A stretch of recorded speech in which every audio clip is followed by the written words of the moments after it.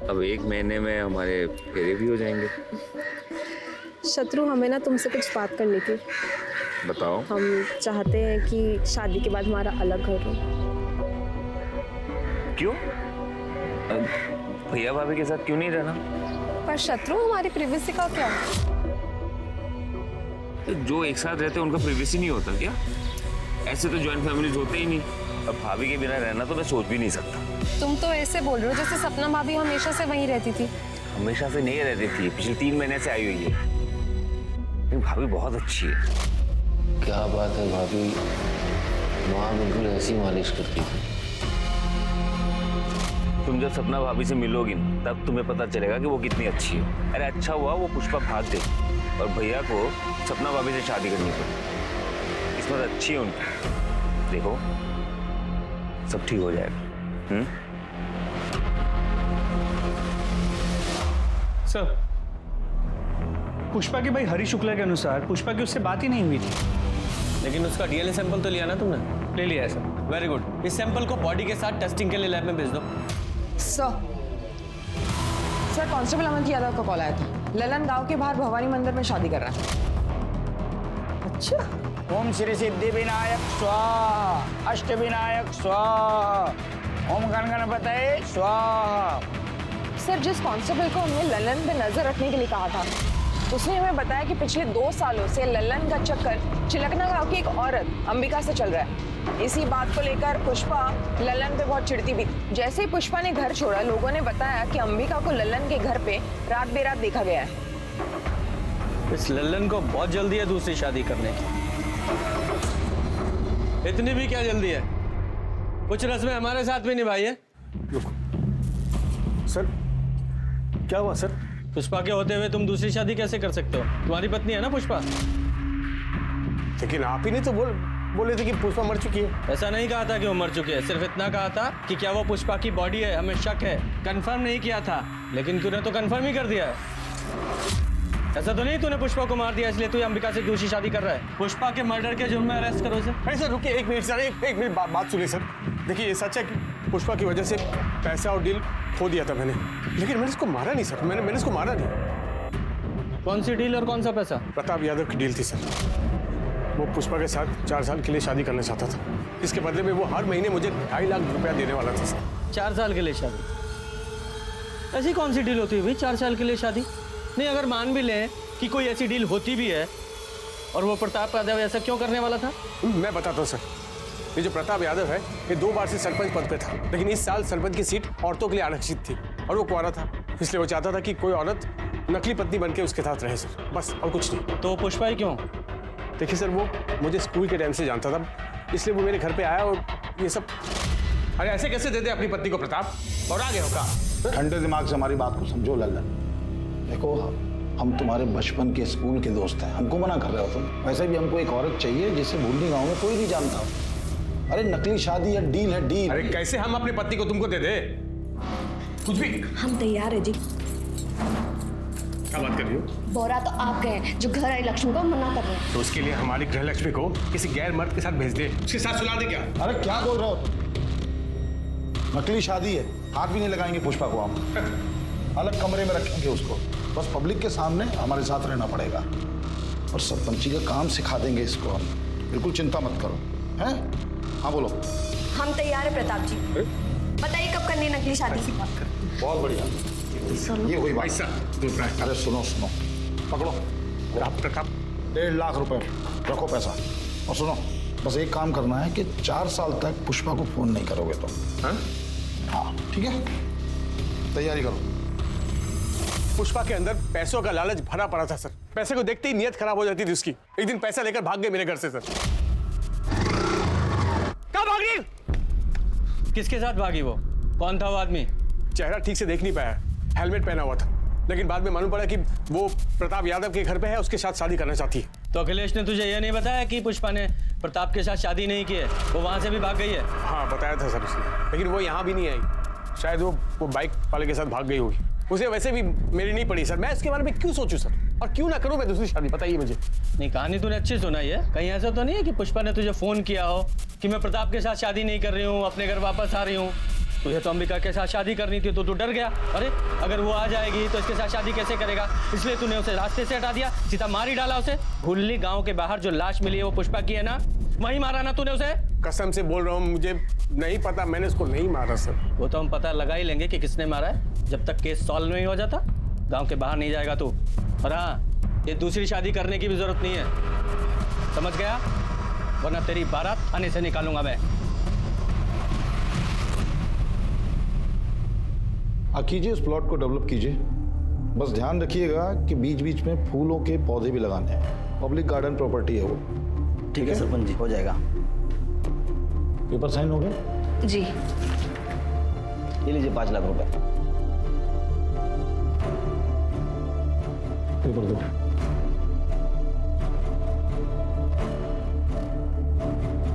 ठीक है सरपंच जी, हो जाएगा।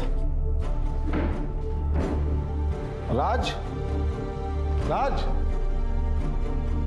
कहाँ रहता है ये? जी जीजू, प्रणाम। राम प्रसाद की फाइल का क्या हुआ?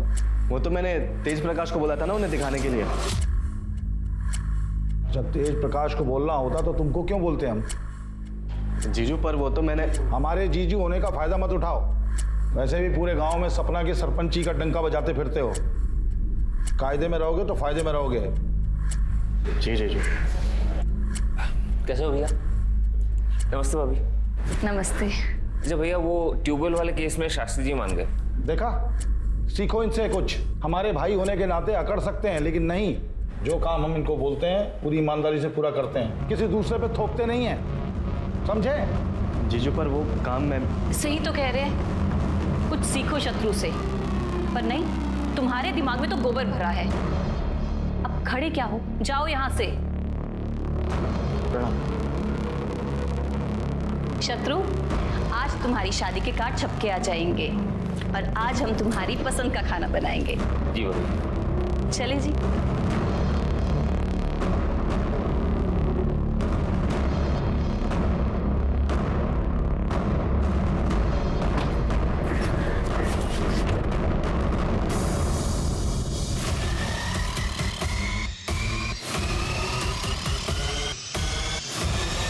नीचे उतरो, नीचे उतरो। वो लोग आपको मिलके सिर्फ बेवकूफ बना रहे। आपको ये बात समझ नहीं रही है? सिर्फ रबर के स्टैम्प की तरह इस्तेमाल कर रहे हैं जीजू आपका, और कुछ नहीं। ये कैसी बातें कर रहे हो एक बात आप ही मुझे बताओ, महीने में लाखों कमाते हैं जीजू, उसका एक दहला भी देते हैं आपको? नहीं। अरे जरूरत पड़ने पर जब भी उनसे पैसे मांगे हमेशा दिए हैं ना उन्होंने। ये भीख के पैसे ना आपको अच्छे लगते होंगे, मुझे नहीं अच्छे लगते। और किस चीज के लिए पैसे मांगते हैं आप? घर गृहस्थी चलाने के लिए? उसके अलावा 1 रुपया भी मांगे आपने कभी ऊपर से? राज, अभी हमारी शादी को सिर्फ 2 महीने हुए हैं। अपने जीजू को थोड़ा सा वक्त तो दो ना, ताकि वो हम पे विश्वास कर पाए। दीदी आप गलत फहमी में, आप जो सोच रहे ना वैसा दिन कभी नहीं आएगा। अरे राज,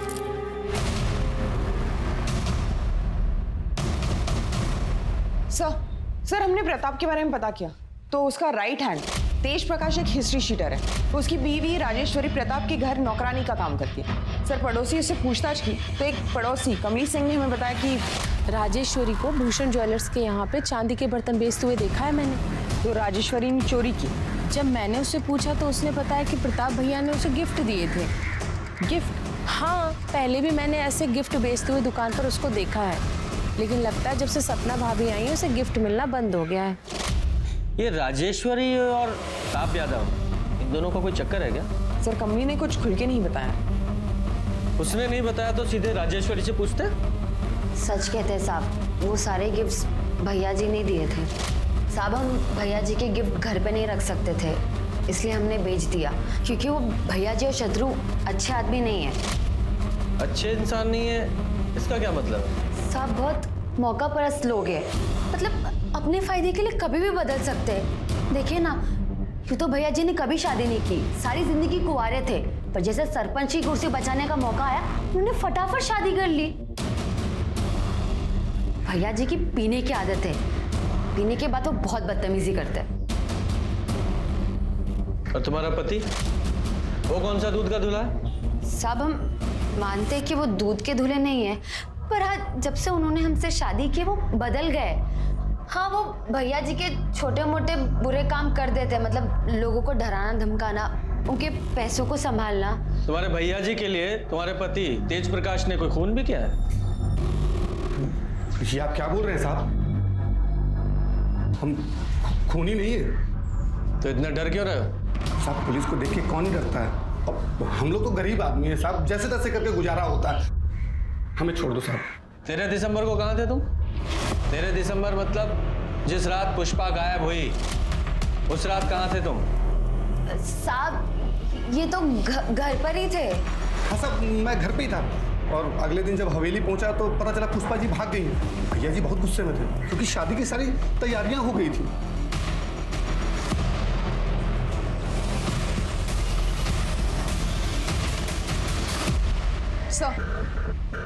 सर डीएनए रिपोर्ट आ गई है। बॉडी का डीएनए पुष्पा के भाई हरी शुक्ला से मैच हो गया। तो मतलब साफ है बॉडी पुष्पा की ही है। सर और सर पोस्टमार्टम रिपोर्ट के हिसाब से पुष्पा की मौत 13 दिसंबर के रात को ही हुई थी। उसे गला दबा के मारा गया था। और इस अखिलेश ने हमें बताया था कि पुष्पा का 13 दिसंबर की रात को 8 बजे फोन आया था और 9 बजे दोनों मिलने वाले थे, लेकिन पुष्पा अखिलेश से मिलने पहुंची ही नहीं। मतलब तब तक वो मर चुकी थी। सवाल तो वहीं का वहीं है कि उसे मारा किसने? सर लल्लन? मुझे नहीं लगता। मैंने लल्लन और अंबिका के मोबाइल की लोकेशन चेक की थी। उस रात दोनों की मोबाइल की लोकेशन ना तो जंगल के पास की थी और ना ही भूलनी गांव। दोनों की लोकेशन लल्लन के घर के पास की ही थी। लेकिन ये भी तो हो सकता है लल्लन ने पुष्पा को मारने के लिए किसी को सुपारी दी हो, क्योंकि पुष्पा न सिर्फ किसी और की बीवी बनने के लिए तैयार हो गई थी, बल्कि लल्लन ने जो डील का पैसा एडवांस में लिया था 1.5 लाख रुपया, वो भी लेकर भाग गई थी। इस लल्लन के पास पुष्पा को मारने का सबसे स्ट्रॉन्ग मोटिव है। इसे अरेस्ट करो। तब तक मैं प्रताप यादव से जरा पता करता हूँ कि पुष्पा के बारे में उसने हमसे झूठ क्यों बोला। तुम मानते हो तुमने ऐसी डील ऑफर की थी? हाँ की थी। तो कौन सा नया काम है इस देश में ये? और इतनी आसानी से अपनी कुर्सी कौन जाने देता है? और हम तो इस कुर्सी पे लोगों की भलाई के लिए बैठे हैं और कोई गैर कानूनी काम हमने नहीं किया। लल्लन को अच्छे खासे पैसे का वादा किया था, 1.5 लाख रुपए एडवांस दिए थे और वो पुष्पा वो खुद हमारे दरवाजे पे आई थी, शादी करने के लिए तैयार थी। एंड टाइम पे धोखा दे दिया उसने। उसने धोखा दिया, मार दिया उसे।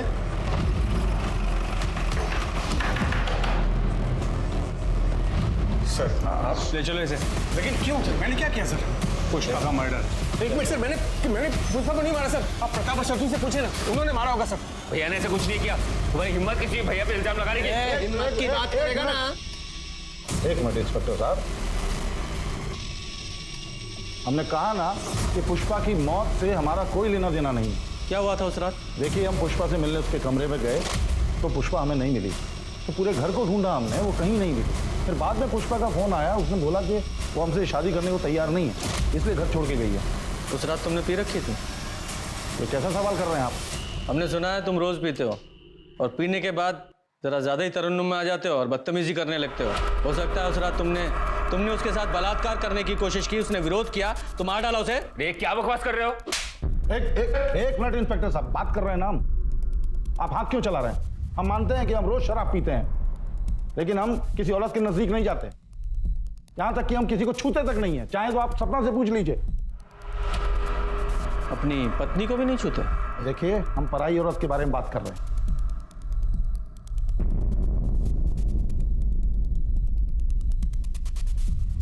13 तारीख को कहाँ था तू? मंगेतर के साथ फिल्म देखने गया था सहारनपुर में। वहीं पे खाना खाया और 11 बजे घर वापस आ गया। सपना जी? जी। पुष्पा को जानती हैं आप? जी नहीं।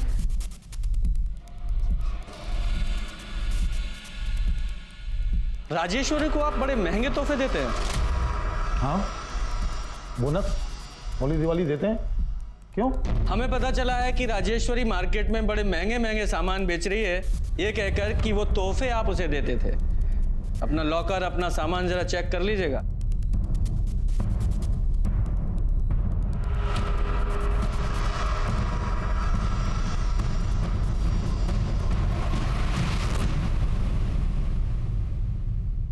सर राजेश्वरी के अनुसार प्रताप पीने के बाद कंट्रोल में नहीं रहता था। हाँ, लेकिन जब हमने प्रताप से पूछताछ की थी तो उसने बताया था कि उसने किसी भी औरत के साथ कभी भी कोई बदतमीजी नहीं की।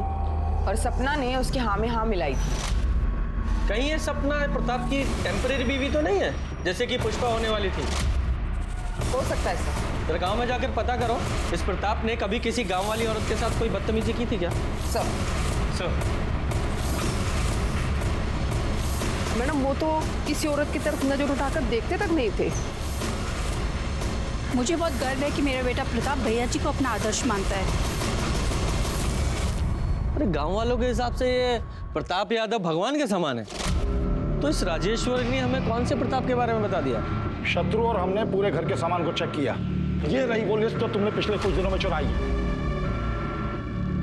सच बोलो, सच बोलो। भैया जी देखिए इसमें कोई गलती नहीं है। इस सारा सामान हमने चुराया था पैसों के लिए। हमें माफ कर दीजिए भैया जी। तुम्हारा अपनी शक्ल मत दिखाना। मैं निकल जाओ। कहाँ मिलेगा भैया जी? हम आपको छोड़ के कहीं नहीं जाएंगे भैया जी, बस हम यहीं रहेंगे। हम आपको छोड़ के नहीं जाएंगे भैया जी। प्लीज हमको माफ कर दीजिए भैया जी, भैया जी माफ कर दीजिए। बोलो। सर हो सकता है प्रताप में कोई कमी ना हो, लेकिन ये नई सरपंच सपना यादव उसके बारे में ऐसे नहीं कह सकते, क्योंकि प्रताप से पहले उसकी शादी अमर शर्मा नाम के एक आदमी से हुई थी। ठीक है, अमर और सपना इन दोनों से अलग अलग बात करते हैं। हाँ सर, मैं ही हूँ सपना का अभागा पति अमर शर्मा। अभागा? अरे अपनी बीवी को छोड़ दिया फिर भी खुद को अभागा बता रहे हो? नहीं सर, मैंने उसे नहीं छोड़ा, उसी ने मुझे छोड़ दिया। जैसे उसे पता चला कि वो प्रताप किराए की बीवी के साथ सरपंच की कुर्सी भी दान पे दे रहा है, उसने मुझे छोड़ दिया। प्रताप को कैसे जानते हो तुम? सब प्रताप कभी मेरा दोस्त हुआ करता था, लेकिन जैसे उसे पता चला कि मैं कंगाल हो गया हूं तो उसने मुझसे दोस्ती खत्म कर दी। लेकिन सपना बीच में आ गई। उसने बिना किसी शर्त के उसकी बात मान ली और मुझे छोड़ दिया। तो और क्या करती सर, दूसरे आदमी से शादी करना ही बेहतर था बजाय अपनी जान लेने के। अमर को शराब पीने की बहुत बुरी लत है। रोज शराब पीने के बाद वो मुझे मारता पीटता था। मैं तो अपनी जिंदगी खत्म कर देना चाहती थी। जब प्रताप जी की मुझे डील मिली तो मुझे वो मेरी हर समस्या का हल लगी, इसलिए मैंने डील एक्सेप्ट कर ली। सर इसमें मैंने क्या गलत किया? और अमर तलाक के पेपर पे साइन कर चुका था। तलाक के पेपर थे?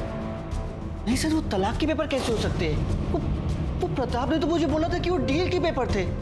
सर मैं बहुत पढ़ा लिखा नहीं हूँ, मुझे नहीं पता कि उन कागजों में क्या लिखा था। और प्रताप ने मुझसे बोला भी था कि वो पेपर मुझे वापस लौटाएगा, लेकिन नहीं लौटाया उसने। और ऐसा कोई एग्रीमेंट साइन नहीं हुआ था। और रही बात तलाक की, तो उसका फैसला 1-2 दिन में आ जाएगा। आप लोग चाहें तो तहसीलदार के ऑफिस में जाके पता कर सकते हैं। और आज के बाद हमारी गैर मौजूदगी में हमारी पत्नी से बातचीत करने मत आइएगा। आप लोग जा सकते हैं, प्लीज।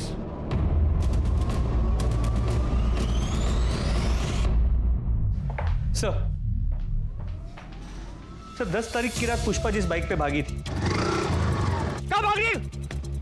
वो बाइक पुष्पा को पिक करने से पहले एक गैराज में रुकी थी। वो गैराज बाईपास रोड पे था, वहाँ एक सीसीटीवी कैमरा था और सर उस आदमी ने अपना हेलमेट उतारा था। सर देखिए वो आदमी कौन है। ये तब से हमें बेवकूफ बना रहा है। लेके आओ इसे। तुम्हारी लोकेशन रिकॉर्ड के हिसाब से पहले उस रात तुमने अपनी बाइक का पंचर बनवाया, फिर पुष्पा को पिकअप किया, उसे प्रताप के घर छोड़ा, उसके बाद तुम अपने घर चले गए। सही कहा मैंने? सर मैं मानता हूँ कि उस रात घर से भागने में पुष्पा की मदद मैंने की थी। ए रुक पुष्पा! दरअसल क्या हुआ था सर कि पुष्पा को लल्लन और अंबिका के रिश्ते के बारे में मालूम चल गया था। वो बहुत डरी हुई थी सर अपने भविष्य को लेके, इसलिए उसने सोचा कि क्यों ना 4 साल के लिए प्रताप की बीवी बन जाए। और वो पैसे सर जो उसकी डील के थे वो उसने लिए थे घर से। सर मैंने ही उसे प्रताप के घर छोड़ा था। 2 दिन बाद उसका फिर से फ़ोन आया और उसने मुझे बुलाया, जैसा कि मैंने सर आपको बताया भी है कि मैं वहाँ गया था। जरा अच्छे से याद करके बताओ उस रात पुष्पा ने फोन पर तुमसे क्या कहा था? हेलो अखिलेश, हम प्रताप यादव से शादी नहीं कर सकते। क्या हुआ? यहाँ की नौकरानी राजेश्वरी को हमने चोरी करते हुए पकड़ा। बहुत हंगामा हुआ और उसके पति तेज, उसने हमें चाकू दिखाकर धमकाया, कहने लगा कि हम अपना मुंह बंद रखें। तुम ठीक तो हो? हाँ हम ठीक है, तुम बस 9 बजे तक आ जाओ, बाकी बातें हम मिलकर बताएंगे। हाँ ठीक है सर, मैंने आपको बताया तो मैं वहाँ गया था, मैं इंतज़ार कर रहा था, लेकिन पुष्पा वहाँ आई नहीं। मैंने फ़ोन भी लगाया लेकिन फ़ोन नहीं उठाया सर उसने। नहीं ऐसा भी तो हो सकता है कि तुम झूठ बोल रहे हो। पुष्पा सचमुच तुम्हारे पास आई हो, तुमने उसे शादी के लिए प्रपोज किया, उसने मना कर दिया तो गुस्से में आकर उसे मार दिया। क्यों नहीं हो सकता? सर आप ये क्या बोल रहे हैं? पुष्पा को बहन मानता था मैं। शक के बिना पर पुलिस ने अखिलेश को कस्टडी में रखा, लेकिन अभी तक पुलिस को यह समझ नहीं आ रहा था कि पुष्पा का कातिल कौन था और उसने कत्ल किया क्यों। लल्लन के पास मोटिव था तो प्रताप और अखिलेश के पास भी अपने अपने कारण थे पुष्पा को मारने के लिए। लल्लन ने कस्टडी में यह माना कि उसने पुष्पा के बारे में गलत कहा था। पुष्पा दरअसल प्रताप की डील पे कभी हाँ कहना ही नहीं चाहती थी, पर लल्लन ने उस पर दबाव डाला और उसने खुद प्रताप से एडवांस लिया। राजेश्वरी ने कबूला कि उसने प्रताप के कैरेक्टर के बारे में झूठ कहा था पुलिस से। वो खुद सरपंच बनना चाहती थी, इसलिए उसने प्रताप को ऑफर किया था उसकी टेम्पररी बीवी बनने के लिए, लेकिन बजाय उसे चुनने के पहले प्रताप ने चुना पुष्पा को और फिर सपना को। पुलिस कश्मकश में थी कि क्या वाकई प्रताप निर्दोष है, लेकिन 2 दिन बाद पुलिस को प्रताप के खिलाफ एक कंप्लेंट मिली जिसने सबको चौंका दिया। प्रताप जी ने हमारे साथ रेप किया है सर। क्या? आपके पति ने? शादी की डील हुई थी कि प्रताप दीदी को हाथ भी नहीं लगाएगा, दोनों को अलग अलग कमरे में रहना था। सर 2 महीने तक सब ठीक था, लेकिन कल रात प्रताप जी हमारे कमरे में आए और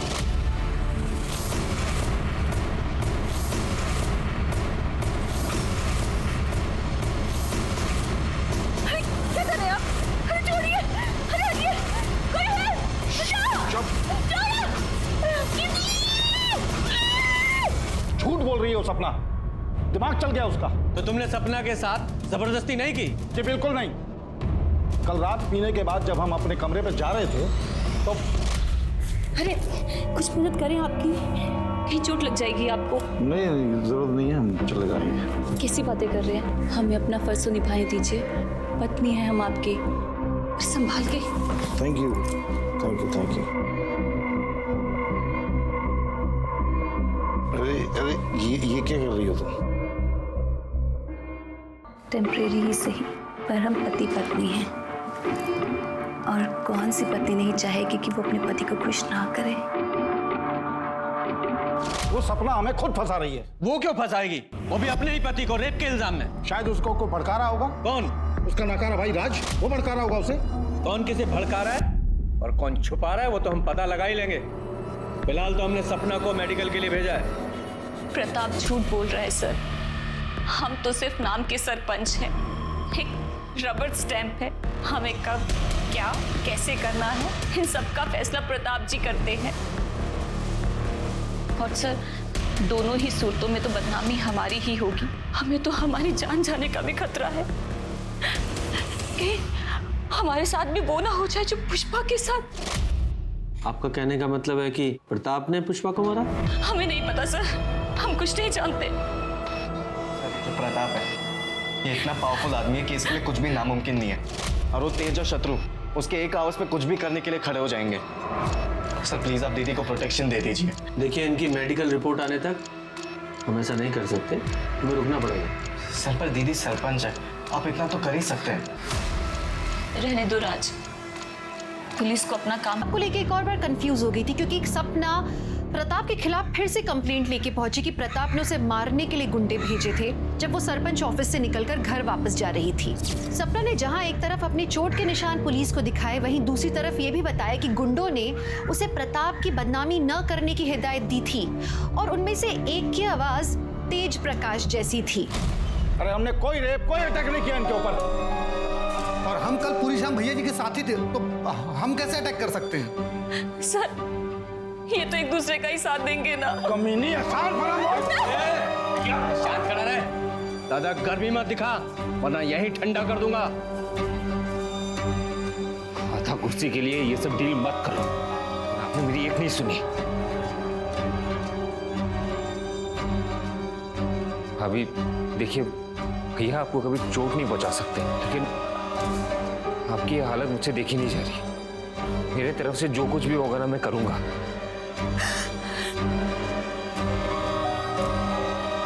आप आराम से घर में रहिए, आपको कोई नुकसान नहीं पहुंचाएगा।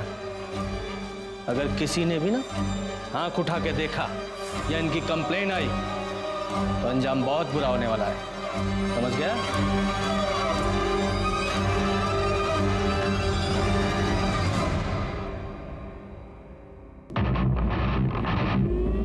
भाभी अंदर आ जाओ। हाँ आ जाओ। ये दवाई लेके आया था मैंने, आपके दर्द में आराम मिल जाएगा, लगा दूं?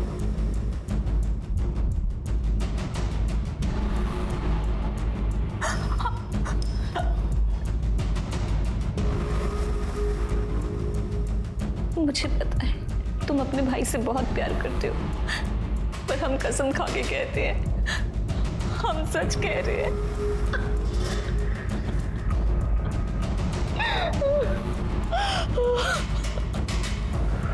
भाभी प्लीज रोइए मत।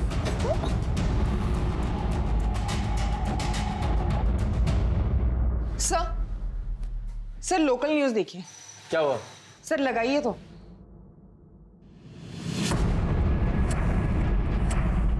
हमारे पति प्रताप जी ने हमारे साथ जबरदस्ती की और फिर अपने गुंडों और तेज प्रकाश को भेजकर हमें धमकाया, पर इससे भी उनका मन नहीं भरा।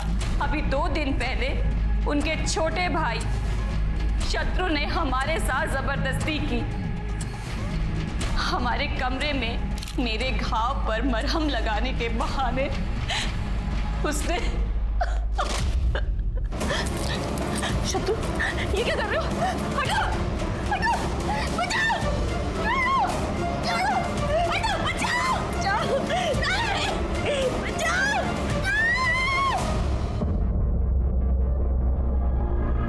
और जब हमने प्रताप जी को शत्रु जी के बारे में बताया तो उन्होंने फिर गुंडे भेजकर हमें मारा पीटा और कहा कि पुलिस के पास हम ना जाएं।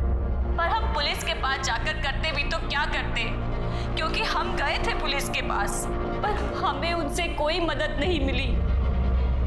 हमारी सुरक्षा के लिए एक कांस्टेबल तक नहीं दिया। मैं डॉक्टर शहीद हूँ। सपना जी के बाएं हाथ में काफ़ी गहरी चोट आई है, जिसकी वजह से हमें प्लास्टर लगाना पड़ा।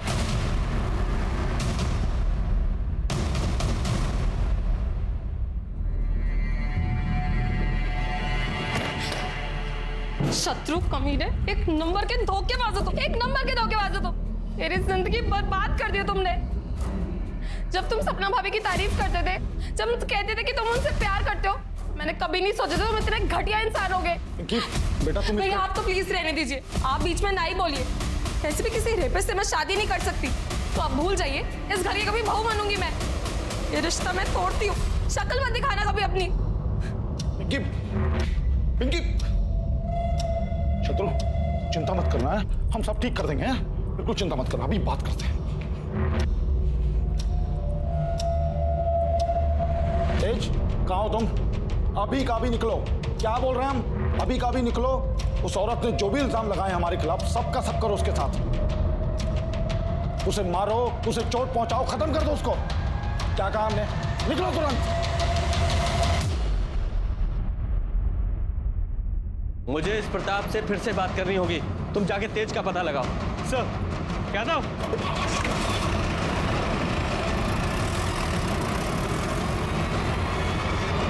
मैडम के लिए भेजो और ये एविडेंस बैग में डालो। स्मिता जी, आओ। सपना दीदी जिंदाबाद, सपना दीदी जिंदाबाद, प्रताप यादव। क्या बोलो? उस औरत की सच्चाई नहीं मालूम तुम लोगों को? झूठी है वो, बेवकूफ बना रही सबको। तेरा भाई है कर रहे हो ना? प्रताप यादव, प्रताप यादव, सपना दीदी जिंदाबाद। हाँ बोलो। सर, फर्टिलाइजर प्लांट के पास एक बॉडी मिली है, मैं वही जा रहा हूँ। ठीक है, पहुँचता हूँ। सर, बॉडी तेज प्रकाश की है। यहाँ पे सिर के पीछे किसी भारी चीज से वार किया गया।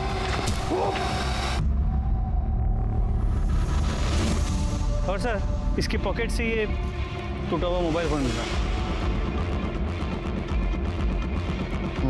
और ये लॉकेट यहाँ पास में ही पड़ा हुआ नहीं।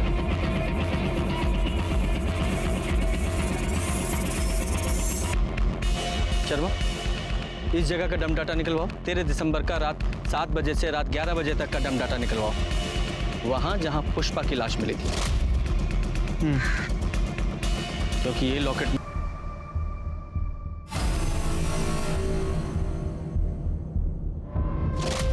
लॉकेट मैं पहचानता हूं किसका है।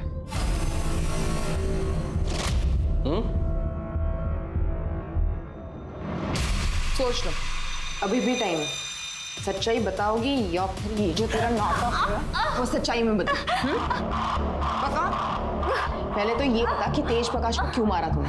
क्योंकि वो तुझे मारने आया था। बताती हूँ। बोलो। तेज प्रकाश ने हमें बात करते हुए सुन लिया था। पुष्पा को मारकर सरपंच की कुर्सी पर बैठने का प्लान तो हमारा पूरा हो गया, लेकिन हम अभी भी एक रबर स्टैंप हैं। इन दोनों भाइयों के ऊपर रेप का इल्जाम लगा के हमें गांव वालों से भर भर के सहानुभूति मिल रही है। तुम देखना, वो दिन दूर नहीं, सत्ता की बागडोर हमारे हाथ से दूर नहीं, और ये दोनों भाई अब जेल में सड़ेंगे। और अभी पुलिस भी इन्हें जल्दी गिरफ्तार कर लेगी। हमने सब सुन लिया है। लोगों ने जो कुछ भी भैया जी के लिए किया ना, उसके लिए जिंदगी भर जेल में सड़ोगे। रुको, मैं भी पुलिस को बताता हूँ। राज, पकड़ो उसे।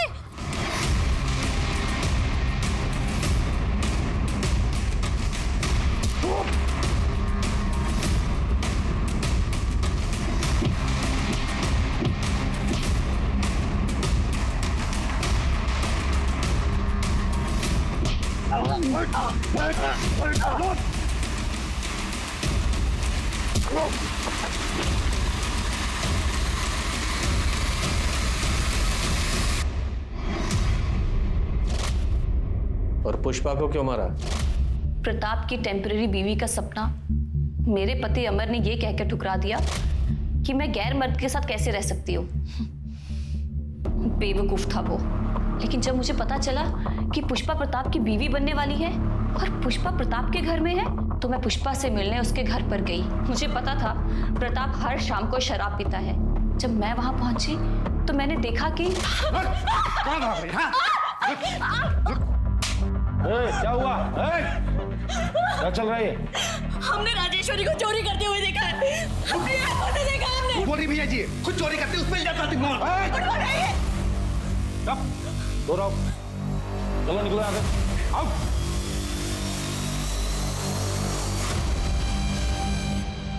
चिंता मत करो, हम हैं तुम्हारे साथ। अरे हम, आप हमें छू नहीं सकते हैं। सॉरी पुष्पा। मैं पुष्पा के कमरे में गई और उसे मैंने बताया कि प्रताप शराब पीने के बाद एक अलग आदमी बन जाता है। मैंने कहा था ना तुम्हें, देख लिया ना अपनी आंखों से। पर उन्होंने वादा किया था कि वो हमें कभी नहीं छुएंगे। पुष्पा, कोई भी आदमी इस बात पे कायम नहीं रह सकता, और प्रताप जैसा आदमी जिसके पास सत्ता की कुर्सी है, पावर है, वो तो कभी भी नहीं। देखो पुष्पा, अगर तुम अपनी इज्जत बचाना चाहती हो तो चली जाओ यहाँ से। ना जाने कितनी ही औरतें इसकी दरिंदगी का शिकार हुई हैं, और इन आदमियों को क्या है, इनको तो रोज कोई ना कोई चाहिए। हाँ, तुम सही कह रही हो। देखो, हम तुम्हें घर छोड़ देते हैं, हम बाहर तुम्हें मिलेंगे, तुम अपना सामान जल्दी से पैक कर लो। हेलो अखिलेश, मैंने राज को पहले ही गाड़ी तैयार रखने के लिए बोला था। पुष्पा, तुमने बहुत सही फैसला किया। तुम हमको ना गांव के बाहर ही छोड़ देना। ठीक है, तुम एक काम करो, अब प्रताप जी को फोन करके बोल दो कि तुम उनसे शादी नहीं करना चाहती, ताकि वो तुम्हारा पीछा ना करे। हेलो, हम बोल रहे हैं, हम ये शादी नहीं करना चाहते, इसलिए हम अपने पति के पास वापस जा रहे हैं। क्या तुम मेरे साथ ऐसा कैसे कर सकती हो? Hello hello Pushpa.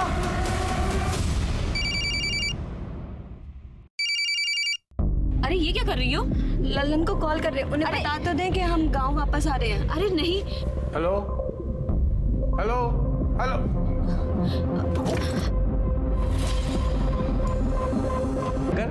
तुम खुद उसकी बीवी बन गई, वाह। और बहुत अच्छा नाटक किया तुमने उनकी बीवी बनने का। जैसे वो बोलता रहा वैसे करती रही, एकदम गुड़िया बनके। हालांकि इस बीच राज ने कई गलतियां की, पर वो मैंने सब संभाल ली। मैं बस अपना समय काट रही थी। प्रताप और शत्रु के खिलाफ जो तुमने कंप्लेन की थी, वो झूठी थी। शत्रु तो मुझे अपनी माँ समान मानता था, बेचारा बेमतलब मारा गया। मुझे तो सरपंच की कुर्सी चाहिए थी, पूरी कुर्सी। रबर स्टैंप बन के नहीं रहना चाहती थी मैं, स्टैंप लगाने वाला मैं हाथ बनना चाहती थी। इनके खिलाफ चार्जशीट बनाओ और अब जेल में बनना तुम सरपंच, वहां मिलेगी तुम्हें कुर्सी। लालच ने 3 लोगों को मौत के घाट उतार दिया। राजेश्वरी प्रताप को लालच के कारण बदनाम कर रही थी। सपना को पुष्पा को मार के टेम्पररी वाइफ बनने के बाद भी लालच खत्म नहीं हुआ, उसे और चाहिए था। और प्रताप वो सरपंच की कुर्सी पर नियंत्रण रखे रहने के लिए टेम्पररी बीवी लाने को तैयार हो गया। ये प्रताप का डिसीजन था, जिसकी वजह से 3 लोगों की मौत हो गई, 1 इंसान का प्यार छिन गया और 4 परिवार बिखर गए। हमारे पूर्वजों ने बिल्कुल ठीक कहा है, लालच बुरी बला है। तो चलिए, मैं दिव्यांका त्रिपाठी दहियाब लेती हूँ आपसे विदा। फिर मिलूंगी क्राइम पेट्रोल सतर्क के नए एपिसोड के साथ। आप सतर्क रहिए, सुरक्षित रहिए और देखते रहिए क्राइम पेट्रोल सतर्क।